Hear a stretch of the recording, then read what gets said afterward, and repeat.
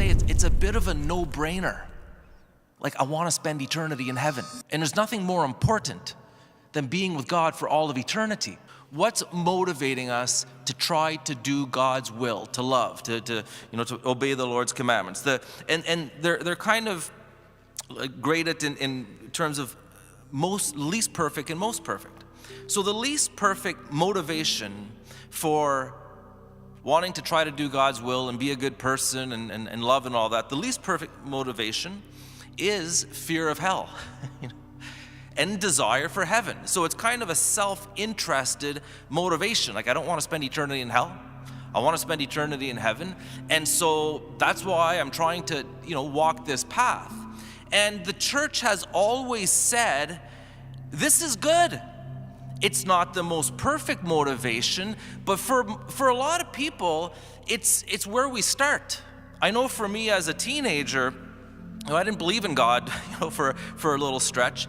And then when I kind of woke up to the reality that God is real, part of the reality that I was waking up to, it was also eternity is real. And for me, again, it was a no-brainer. Like, if heaven is real, if I'm made for eternity, if my soul is indeed immortal, you better believe I want to spend eternity in heaven. And boy, definitely don't want to spend eternity in hell. That's pretty clear in my mind. Second motivation is when a person realizes, wait a minute, when I do good, I'm happy. When I do good, I have peace. When I do good, I sleep better at night. When I do good, the people around me seem to like me more. When I'm virtuous, there's reward to that virtue. That's a more mature reason for following God. It's the right thing to do.